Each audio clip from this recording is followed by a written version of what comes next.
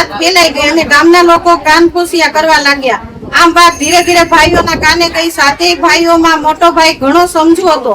તેણે વિચાર કર્યો કે જે બહેન અમારે માટે આજીવન કુંવારા રહી પ્રભુ ભજન કરવું એવું વ્રત લીધું હોય તો કાળું કરમ કરે જ નહીં. માટે આમાં કઈ રહસ્ય છે નક્કી એ જ. આમ છતાં તેણે બહેનને એકાંતમાં પૂછ્યું તો બહેન કહે, ભાઈ મને પૂછ્યા વગર તારા આત્માને પૂછી જો ને કે મારી બહેન કાળા કરમ કરે ખરી.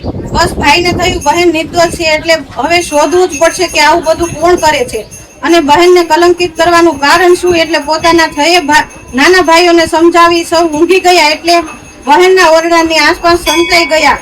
અડધી રાત્રિનો સમય થયો. ત્યાં વનડીઓ આવ્યો. શરીર ઝાડની છાલને પાંદડા વીંટાળે છે. માથાના વાળ ઝીંખા જેવા લાંબા વાળ રાખે છે. બાબરા ભૂત જેવો અસર લાગે છે. બહેનના ઓરડાની બારી ખુલ્લી હતી.